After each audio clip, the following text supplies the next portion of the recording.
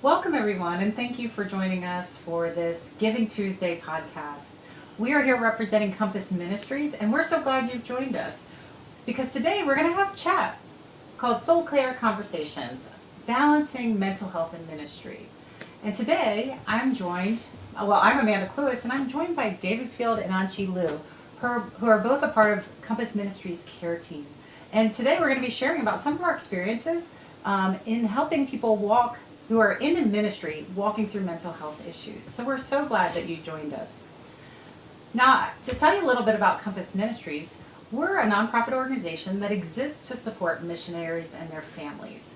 We work with people before they go to the field, when they're currently serving overseas, and long after they return, because we know that the stressors of missionary lifestyle, cross-cultural living, can be long impacting. And so we're there to support those who are on the field and their families. We offer a variety of services, including counseling, marriage counseling, play therapy, debriefings, coaching, counseling intensives. And so if you know someone or you yourself are struggling, please reach out to compass-ministries.net to connect with us, and we can provide support for you. So today I have some of my talented counselors here, and we want to talk about soul care conversations. How do we balance ministry and mental health? Because this is really a pressing issue that a lot of people in ministry are facing. So, David, can you tell us a little bit about yourself?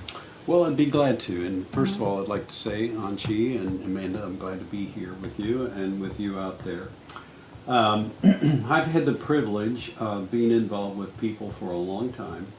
I spent about 40 years doing marriage and family therapy as a licensed marriage and family therapist in Iowa and also in Florida. I found that one of the thrills for me is helping people thrive. It seems that life throws some real curveballs at us, and it's not unusual. We all recognize that. And sometimes those curveballs we handle on our own, and sometimes they need to be, really let's find somebody to talk to about it. I've in the past, sometimes with couples, I've said, well, just think of it not so much as counseling, but more we're consulting, and we're working through an issue, and we're doing that together. And I think as we get them to join together, that's helpful. I'm married, and I have 3 children, and they're all adults now. And as I said, I've had the opportunity to also write a couple of books, one called Marriage Personalities, the other one called Family Personalities. Mm-hmm. Family Personalities is really about how adult children not only deal at the same time with their parents, but also with their children. And they often feel like the sandwich in generation, caught in between those two dynamics. So that's a little bit about what I've done over the last few years. And David, you recently published a 3rd book. Can you tell us a little bit about that? Yeah, it's a different approach. The situation I mentioned, curveballs. Well, about 4 years ago, my wife died after a 52-year marriage, and frankly, that really rocked my world. And so I suppose in the process of just getting over it and getting through it and everything, I started thinking about, well, what's that feel like? And being a counselor, I try to be objective with my own thoughts, my own feelings. And then I found out somebody made the comment about, somebody said over and next. And those 2 words just sort of came out of the pages at me. And so I started thinking of it in that sense. How do I move through the loss and not just move through it and, if you will, recuperate, but how do I move through it and then engage my life from then on? my life is not over, it's just different. And so that's what Over Next is about, helping people move from their loss into another chapter of their life. Great. Well, thanks for providing us with another great resource, David. We are so grateful and also grateful to have you as part of our team. So thank you. It and thanks is for being great to be here. Thank you. Anchi, can you please tell us a little bit about yourself? Sure. My name is Anqi, and I'm currently a mental health counselor and a house manager for Compass Ministry. I'm currently working towards my licensure, so I will become a licensed mental health counselor soon. So a lot of what I do actually, just like what Amanda briefly introduced, I meet with a lot of missionary kids, do counseling with them. Another really special part of my job is to actually live with missionary kids, girls. So we can probably dive into that a little bit later, but that's really something that helped me to get to know this population in a very personal level. Since we're working with them on the counseling settings, but I also want to get to know them in a personal way. So I would say that's a very special experience. I was born and raised in Taiwan, and I came to know Compass Ministry through their local community. It's called Plus Compass.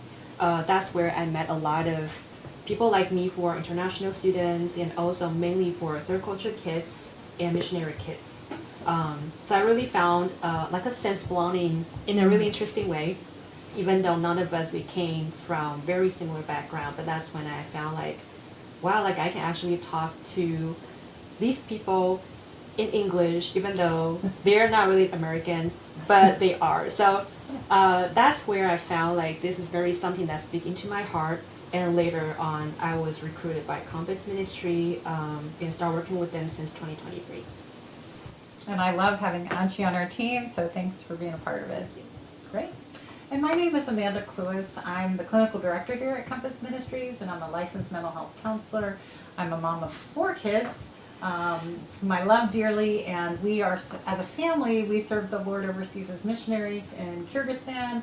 And then when we came back, it was a passion of mine to help those who are experiencing that overseas life and maybe struggling with the return side, or maybe struggling with mental health issues while they're in service to the Lord, because living in a cross-cultural situation is very stressful, and it can have a real toll on individuals, on marriages, on the families and the kids. So that's one of the reasons why I love being a part of Compass Ministries. So today I want to specifically focus on this idea of healing hearts, a Christian perspective on mental health counseling, because sometimes it gets a little interesting, when we're combining our faith with mental health issues. It can be confusing to some, there can be some stigma. So I'd like to hear a little bit more from you guys. What's the service that you provide, and who do you provide it for, and how is it different from maybe other ministries that are in Compass or out in the world? So David, would you like to go first? Like, what do you provide at Compass? At this point, I'm primarily involved in marriage counseling. That seems to be the track that I'm on. And actually, that's probably best for me. That's what I've been involved in for a long, long time. And I think the other thing about that is that because I've done it for such a long time, I can come into situations with couples who are, they're sometimes very anxious, sometimes very much at odds. It's a tense kind of environment and so forth. And sometimes I think counselors who are not as involved or experienced and so forth are anxious with them. What are we going to do? And so what I've done is I've developed a track that I tell them, and I contract with them, that I basically am going to take over their relationship for a little while, because I simply say, you guys aren't doing a good job, and you're not doing a good job. You're kind of out of control. And so why don't you just kind of let me drive the train for a while? And, I found in many, many cases that's very comforting for them. It reduces the anxiety. And then I say, okay, what condition are you in? After that, We talk about the phases of their relationship, and then I say, well, here's what we're going to do, and we're going to learn about. You guys are going to relearn and let me know the history of your relationship. And what's interesting to me is when they start talking about the history of the relationship, hopefully, most people, when they think about the history of getting together, it's a fun thing, not a miserable thing. Because you're thinking, if it was miserable, then we got another problem. So they start telling their story, and they remember, they really did love one another, and they remember they really did get along, and they remember some of those talks that they had, and so it sort of reaffirms their origin, if you will, and then there's the invitation with that to say, okay, well, how can we work together? See, the profile puts them together and talking about their relationship. Now that they feel back together a little bit, how can we work on it together now? It's just, it's been great. My calling is, I believe very strongly in the family. It's sort of the core of any society. It's got to be the same in Taiwan as it is here, as it is around the world. It's foundational, and if the family is functioning well, and if mom and dad are getting along, it's a lot better deal for the kids.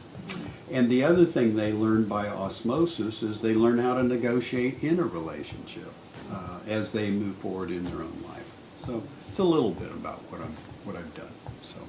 Well, and David, I've seen such a need for marriage counseling, even amongst missionaries. I mean, we think we're all Christians and we should all be getting along and loving each other easily, but the facts are, it's often very difficult, and people get driven apart. Yes. I met with a couple last week who were in another country, and they really do care for each other. But what I found is it's a lot of the external circumstances that have contributed to the problem. It's dealing with this and dealing with that, as you said, the kids, the diet, the friends, the neighborhood, the food, whatever all of that is, and trying to be respectful at the same time. They're just, a lot of things are coming in on them, and when you get a lot of pressures and stress mounts, sometimes people who care for one another don't deal with each other very well. So they lose confidence in their ability to negotiate. So I think that's a big deal. It really is. Well, we're grateful to have somebody with your expertise on our team. It's good to be here. Yeah, it it's really a service is. we've been long waiting for. We're grateful that the Lord's provided you right now. Yeah. Well, Anchi, can you tell us a little bit about how you use your giftings within this ministry? Yeah. So the main service I provide for missionary kids are through mental health counseling. I consider myself someone who's not really being clinical with them because the population we're serving is not technically looking for that route. And a lot of my clients, they don't really have that severe mental health issues, but they are truly stuck. Whether it was because of trauma, stressors, or because of due to family, right? Maybe it was very common to see kids, they feel very, very frustrated, overwhelmed because the tension happened between parents and also between them and the parents. So I consider myself providing a safe space for them to be able to be truly honest and vulnerable with me. And I think that's something, at least from what my client has been telling me, it's very hard to really get in where they're at. Mainly one is because they're overseas, so language is a barrier. And two, as Christians, mental health is still a very big stigma, or I can say controversial topic. So when someone feels something is kind of off, they don't really know how to express it. And I also have someone who told me that sometimes what they need is just for someone to say, that's really hard. They don't have to say, you need to pray more. You need to be more faithful. I think that you are lacking faith. Those are actual, real conversations they have with people around them. And that actually causes more harm and hurt. So yeah, I see myself providing that safe space for them to be able to really be honest, vulnerable with me. But at the same time, because I know that I'm providing consultation like what David said, I really like what you said. Sometimes you remind them that you want them to give you the control of the relationship, so you help them to guide the relationship for a while, right? So sometimes I do see that, see myself doing that as well. I won't tell them that, let me teach you about faith, right? Because I don't think that's not my role. But at the same time, I do think that sometimes you need someone that's from the outside to carry you through that journey for a while. And it has nothing to do with lack of faith. It might be just that you just hit a rock bottom in this stage of life. So yeah, but my clients ranging from teenagers to adults, basically. Okay. Yeah. Do you, when you say stigma, what's that? What do you think? I'm kind of, I think I Yeah. know, but I mean, I'm kind of curious about that. Yeah, so it's kind of like I call that, do you call that the elephant in the room in English? Yeah. I don't know if I use the right phrase, but I know at least among even the clients, they came to me or assigned to me, right? When I mentioned about at what point do you want to seek counseling, right? They're like, I don't even know, because I don't even think mental health is an issue. I just know that I'm struggling, and people say maybe you should seek some help. I talked to pastor, I talked to friends, family. I don't know why nothing really worked, so maybe I should try it out. So I think the stigma itself is not talked a lot about in the church community, and also for a lot of Christians, they actually view it as like a spiritual attack. Which I believe that is also very true, but not every spiritual warfare or attack is mental health. Is not mental health illness, if that makes sense. Right. Yeah, it's a combination of a lot of things. Yeah. Is there,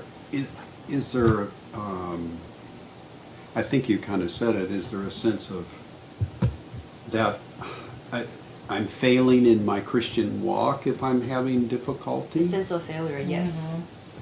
Okay. Yeah, and that hit very hard for a lot of missionaries, because sometimes I feel like, if I can use this as a way to describe, I feel like we hold them up to a standard like they're celebrities. Like missionaries, you're not supposed to have struggles because you are supposed to be a Christ warrior. You're supposed to have this level of faith so you can go out and share the gospel. But my point of view is they're also human beings. Right? Yeah. They go through the same struggle we go through, but it's just their role makes people think that they're more immune from that situation, I guess. But yeah, so I really have a heart for them. Yeah. Maybe more immune, or have a higher level of expectation. If I'm practicing my faith, then these issues shouldn't be there, so to speak. Yeah. Well, and let's dive into that. Like, if we are all believers and really following after Christ and called by the Lord to minister in certain ways, why do we still struggle with mental health? I mean, is that a conflict if our faith is that strong? What do you think, David? Well, people don't like to talk about the word sin, but I don't think of it as sins in what you're referring to, Amanda. I think of it as our fallenness. As everybody is fallen, and the very nature of the fall was we were afflicted. We were afflicted, first of all, with death, physical death, and we're afflicted in a personal way. You've got one son killing the other son. You've got Genesis 6:5, where God is disappointed because every thought and intent of man was evil. And then throughout the Old Testament, and certainly not cultural, but history of different nations and so forth, displays that man has violated man forever and ever and ever. And at the same time, each of us has created beings, our own DNA and everything. I suspect that there were probably people you remember in your classrooms when you were kids that he was the smart, or he or she was the smart kid, or he or she was the dumb kid. Now, they didn't come by that of their own will. They came by it that's just how they were created. And to make my point, I think there are people that are struggle with depression not because they've done anything wrong. It's just because we are not perfect specimens, and we encounter difficulties. It's in mental health counseling, you can certainly name conditions, and people that you see the person. It's not like they've been bad, or they've it's because either some life experiences that have traumatized them, and or just systemically that's how they fall out. Some people are more anxious than others. Some people are more prone to behavioral issues. And then I liken it to the physical world. I mean, if we have doctors for a reason to explore physical problems, so we have people to help when it comes to the behavioral problems. And I'm glad to see that expansion into that, and I'm glad to see that there's more professionals, and then just at least here in this country, there's certainly more of a openness to that. I think we were talking earlier about, when I started back in the late 70s and early 80s, even then there was a caution to talk about counseling, and there was still a lot of this spiritualizing of your problem. Today, that's pretty common in the churches. Pastors in the past were cautious to refer. Today, they're anxious to refer. Not because they don't care, it's just they recognize there's some expertise that's there. So you've observed a real shift in the church's attitude towards mental health? I have certainly, yeah. And I think there are, different strains of that. But yes, very, very much an openness to that and an embrace of it. I mean, Stephen Ministries, a national organization here, they're planted in a lot of different denominational formats. And there's many others that are like that. So, yeah, it really has been good. I think that we don't want to ignore that somebody is, if they are really spiritually fighting God and fighting themselves, we don't want to ignore on that side that can have behavioral and mental health issues too. So it's not just, that I'm sort of formed this way. It's also that if I rebel and act irresponsibly, just in obvious sort of ways, that there's a good chance I'm going to have some problems. And as we consider the whole person, we want to consider their spiritual side, that the problems might be there, the behavioral side, the emotional side, the social side. Like a person as a whole, we're treating the whole person. And so we have to be open to considering, it could be, and it's usually, the truth is it's a mix of all those things. Yeah, and I think one's worldview, do we, are we in a framework where we're totally materialistic and naturalistic, where this is what all it is, this is it? Or do we have a spiritual framework, even to some degree if somebody is agnostic, or that they believe in a God that's not necessarily personal, but most people, I think, have a preoccupation or a belief system that there's something beyond themselves. In our faith, we have a confidence that God is sovereign. He's made us. He takes care of us. He sees us through things. And when you go into counseling, even though you're having difficulty, I would think, and certainly, we as Christians and as counselors can embrace that and encourage people and remind people that, hey, listen, it's not just me and it's not just the two of you, but it's also the Lord is with us, and He uses these things for good. So I'm encouraged, David, that you've seen progress in the church's openness to identify and provide options for mental health. Anchi, tell us about your experience. You chatted with some folks in your church community, and what did you find about their views of mental health? I think it's probably a combination of the cultural perspective. I did some just little simple survey, some church, the church I go to here, and also the church I went to in Taiwan. Some of the some of the belief they had is very black and white. They think that if you have a strong faith, you're not supposed to have mental health issues. Mhm. Or one of them, I really like that question a lot is, if we have God, why do we need counselor?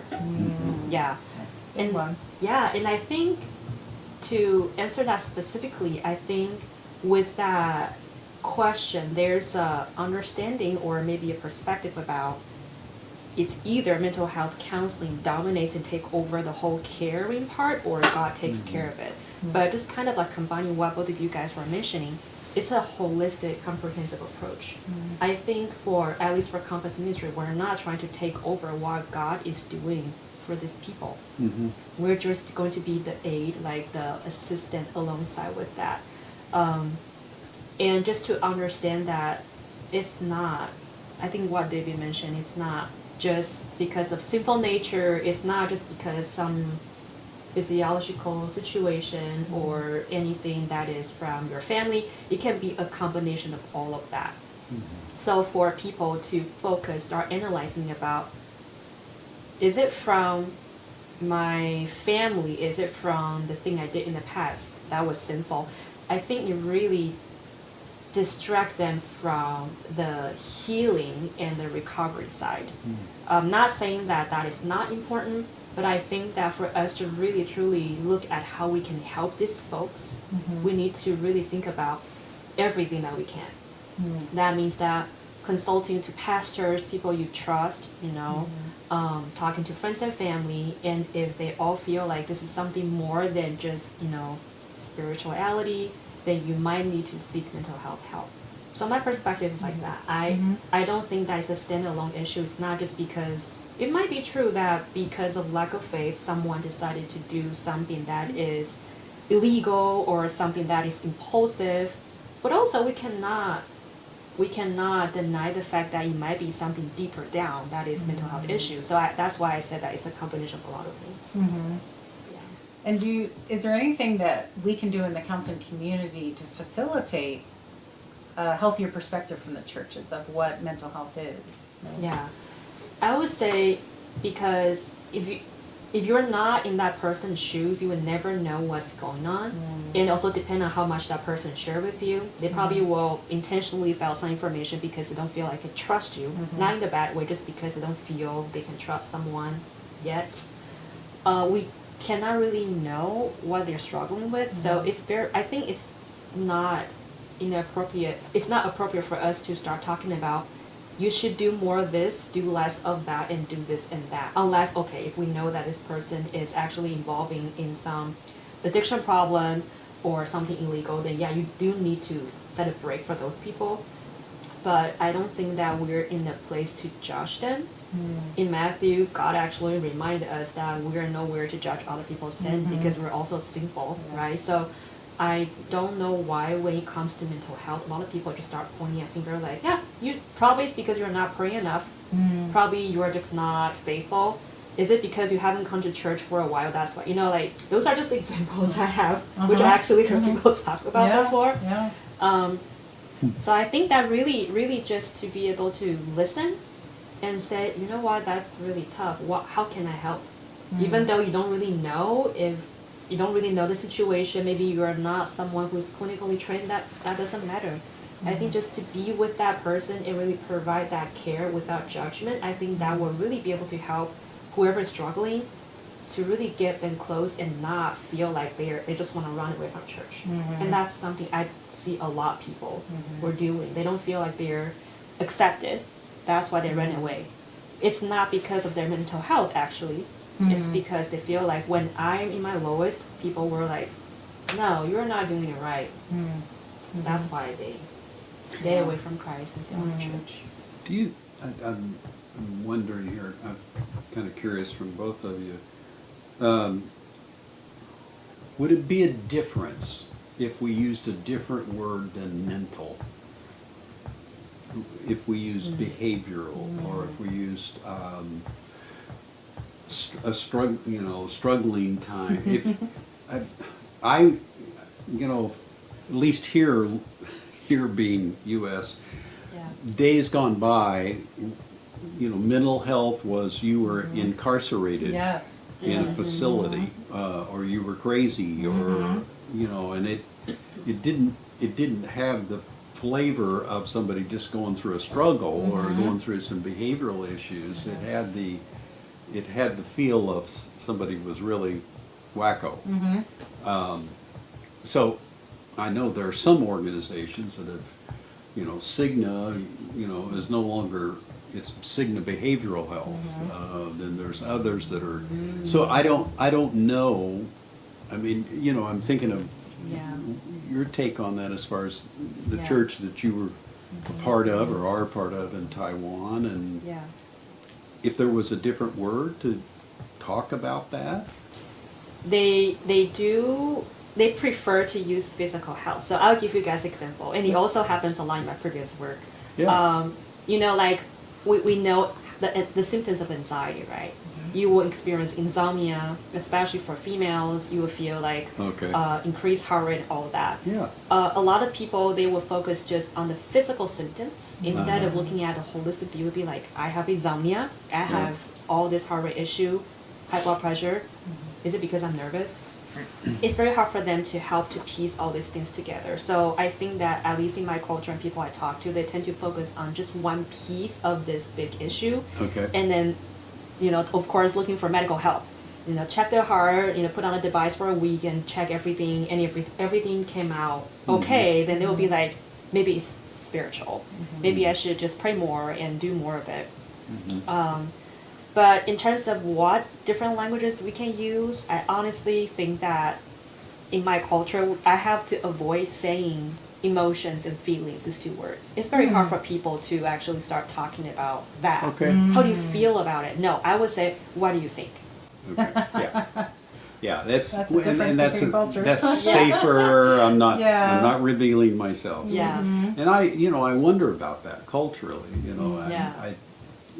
There's a big difference. Yeah. Americans can be obnoxiously open at times, maybe. Yes, it's true. You're telling me too much. Yes. So. Yeah.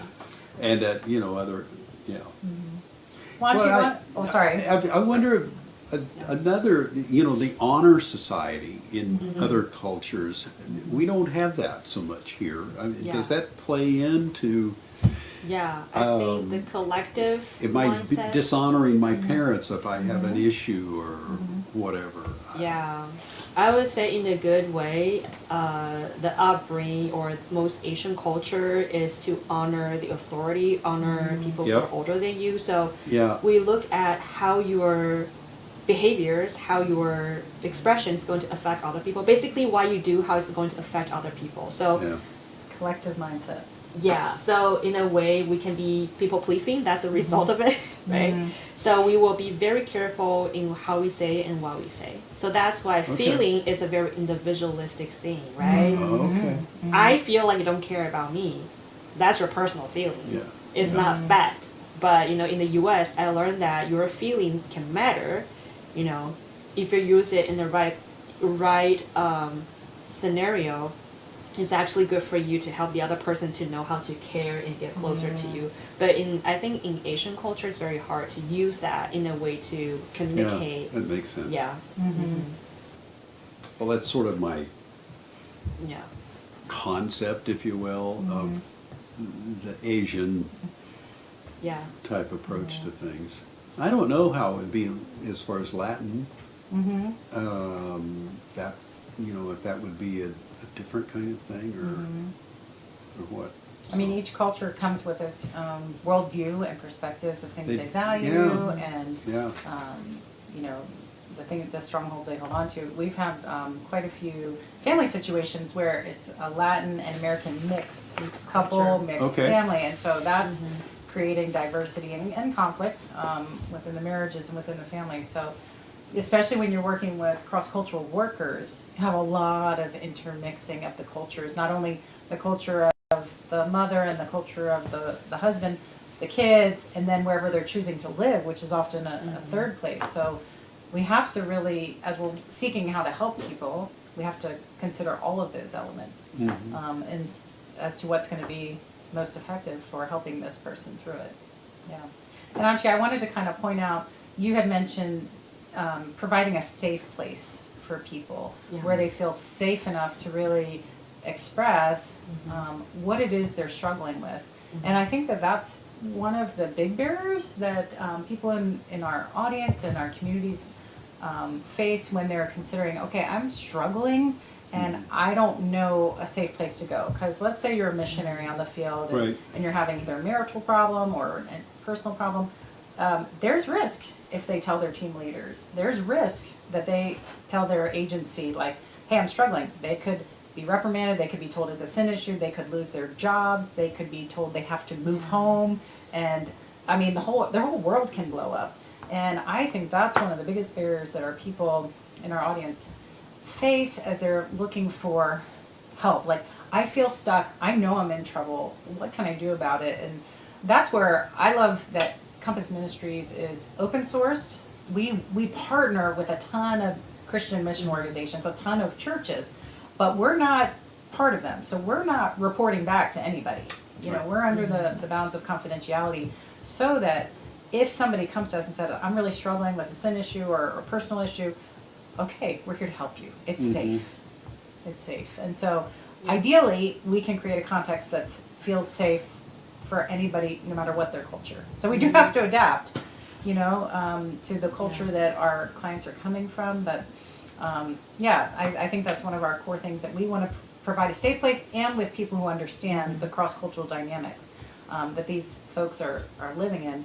Just as a brief note, I've recently heard the term stress-induced flesh, and Dr. Hamilton Burke wrote some books on this topic for cross-cultural workers, and this idea of stress-induced flesh. So we all have flesh issues, sin issues, but when we're in the fire of cross-cultural living or ministry of any context, like that, it blows up.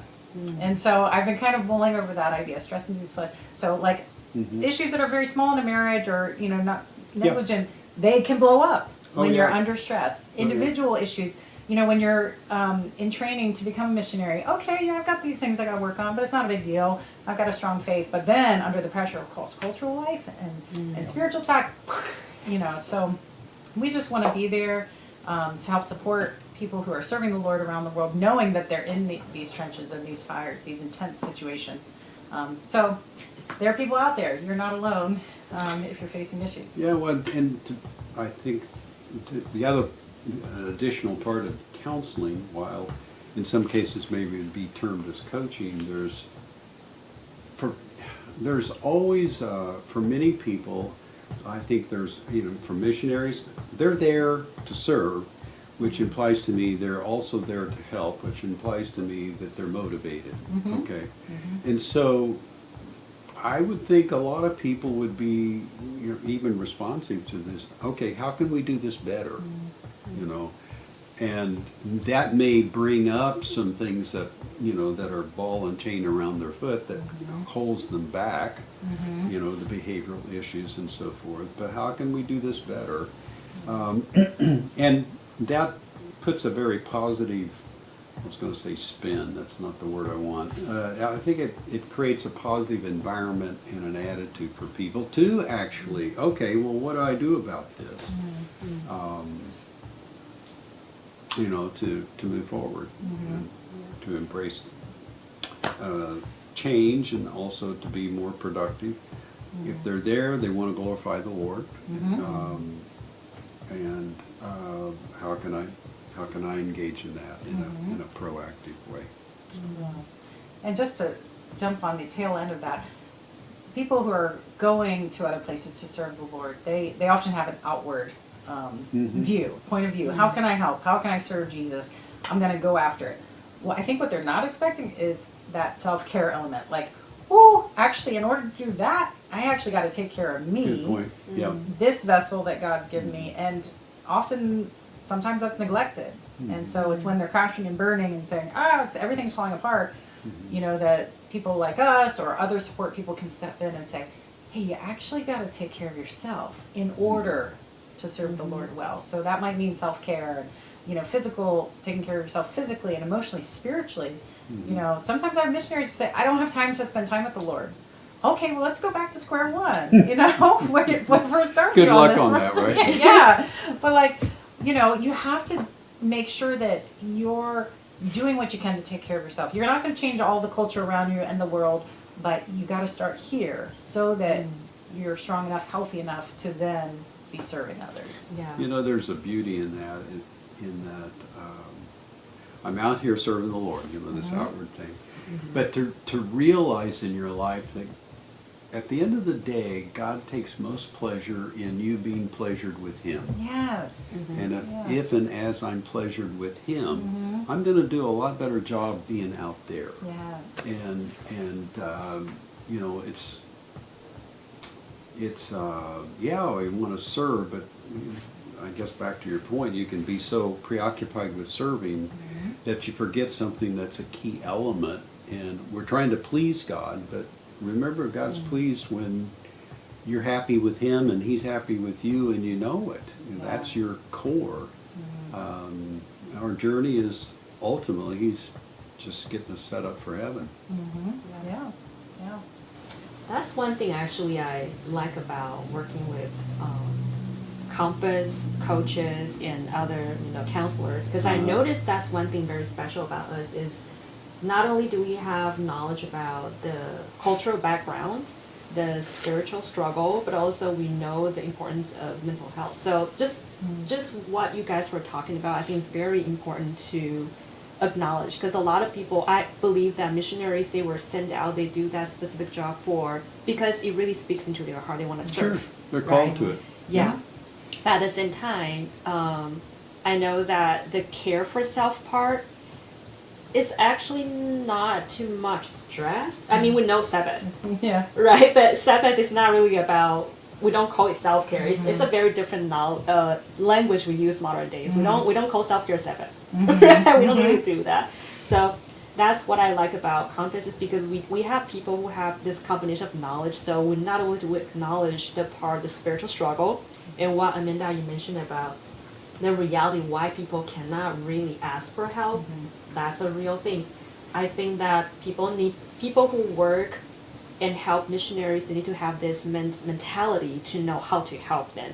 Because if they don't know about those background, it's very hard for them to understand why you're not asking for help. Why is it so hard for you to do, right? Why is self-care so hard? Because without lack of those knowledge, it's kind of hard to connect with them, even be present with them. Yeah. Great point. So I do have a important question here I want to also ask for you guys' opinion. We talk about stigma for mental health. We also understand how difficult for missionaries to actually ask for help from their surroundings, right? So what can they actually do, or some information for us, for the audience to learn, how we can help missionaries to find help if they're really struggling with their mental health? That's a great question. I mean, most of us have our inner circle of support where we go to first when we're struggling. So that might be family members, best friends, spiritual mentors. And so that's usually a starting point. But often the problems are outside of the scope of those people. They might say, hey, we're here, we love you, we support you, we pray for you, but I don't know what to do. So that's where then they might go to the outer circles. Some people are comfortable asking their church for guidance and referrals and help, talking to their pastor. If you've got a pastor you trust, go for it. That's a great option too. But sometimes the problem is outside of that scope. The marriage can't be resolved, or they're having conflicts that nobody knows what to do about. Then I think it's wise to ask for outside expertise.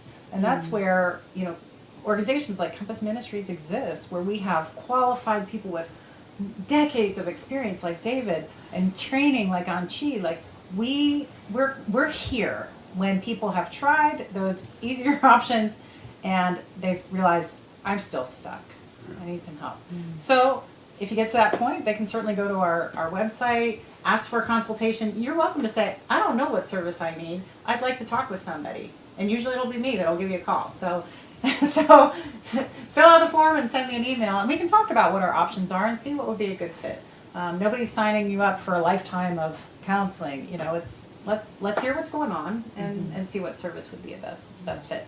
Anything to add? Yeah, well, a question. What about the mission organizations themselves? Do they I mean, I would think these days, maybe Yes. not 20 or 50 years ago, I would think these days, some Yep. people at times would call me and say, hey, Dave, do you know any counselor in Brooksville or Jacksonville? Well, no, but I would usually say, well, usually large churches or other, call them, they oftentimes have a list or they know about somebody or at least introduce you to the network. Yes. So I would think, I would hope that some of the mission organizations themselves have resources, or whether that's referral or in-house. That's a great point, because there's been a lot of growth in what we call member care, the member care divisions of mission agencies. Okay. It is pretty new in the recent Okay. 10, 20 years, where they're acknowledging that their missionaries Yeah. need care. So if you're in an agency and they have a member care department, that would also be a great starting point. Now, sometimes those people have training and counseling, sometimes they don't, but they're a hub to get you referrals that are helpful. Okay. Whether that's Yeah. within churches or outside organizations like us or individual counselors. So thank you for bringing it up, because that's a great option. Agencies are finally learning that they Yeah. need to provide some support for their people. In my world doing therapy, I'm working with a lot of individuals who had health insurance, or were employed by a large company. A lot of those large companies had what they call EAPs, Employee Assistance Programs, which is the same thing. It's member care. Yep. They figure, hey, a healthy employee is a more productive employee. So they're, just a bottom line perspective. And so those resources people were encouraged, not just because they had a problem, but if there were some other things that they needed some assistance with, that they could go there. And the other big deal was it was confidential. That didn't go to the boss or anybody else. It was within the context of that department, and then they could filter, almost like a primary care. They could direct people. So I would think, like you're saying, the member care could do the same kind of thing. Absolutely. And then, are there a lot of really small mission organizations, or sometimes churches themselves send people out? I'm not so sure what would Yes. happen in that case. Yeah, there are a lot of small organizations that they don't have a long history and they don't have a lot of resources. Yeah, right. So again, that's one area where we can step in and provide them outside support, because they don't have it in-house. And so that's an option where we all have to work together as a body of Christ and say, Yeah. I'll help you out, no matter what organization you're with. But you mentioned something that's important with the larger regular organizations. They don't, an employee who's healthy is going to be more productive, and there's a proactive aspect to that of don't just come when you're crashing and burning, come when you notice something's a little off. And Right. let's be proactive in getting you care rather than reacting and trying to pick up the pieces. So that would be my encouragement to any of you. Get help before it gets terrible, Yeah. Let's step in and be proactive about your health, your self-care, and not just reactive. Well, all the way around, it's a smarter way to go about doing things. Even if you're on your own, just say, okay, my wife and I, we would every year, okay, what's our goals for the year? Okay, what are we doing with our kids? What are we doing with each other? What do we want to accomplish? It's sort of an annual wellness check, you know. And we would throw into that, our nutrition side or exercise, all of that. Just as a practical practice, if you will. I think that there's some wisdom in that. If nothing else, okay, order a book or whatever and get some feedback there. Yep. I think the key here, what I listen from you guys, is to be knowledgeable and know that what options you can have. So to be open. So for me, I always suggest that if you're still having some concern about counseling, feel free to go talk to your pastor first, or what they call care coordinator in their mission organization. But just keep in mind that Compass or other mental health counseling or biblical counseling is another option for you. So I think that's how I would suggest people who wants to become missionaries or just missionaries themselves, if they notice that they have mental health issues, how they can actually search for help. Very good. And I don't want to underestimate the power of friends, if you're friends with a missionary, or you're in a church and you're a missions coordinator, just supporting people as people. You know, these missionaries need friends, they need care, they need prayer support. So please don't forget to uphold your missionaries in your prayers, and send them an email, give them a call. Just knowing they're not alone is really vital. So all of us can play a role in supporting our missionaries. Well, we're about out of time. David and Anchi, thank you so much for joining us today. Thank you and our audience for joining us today. And just a reminder, if you are someone or you know someone who has need of services and you're a missionary serving cross-culturally, please check out compass-ministries.net to check out our services. And also, if the Lord leads you to donate to our ministry, we'd be very blessed by that. We are promoting our services and trying to fundraise so that we can continue to provide quality services to missionaries at low or no cost. So thanks for taking the time today, and thanks for joining us.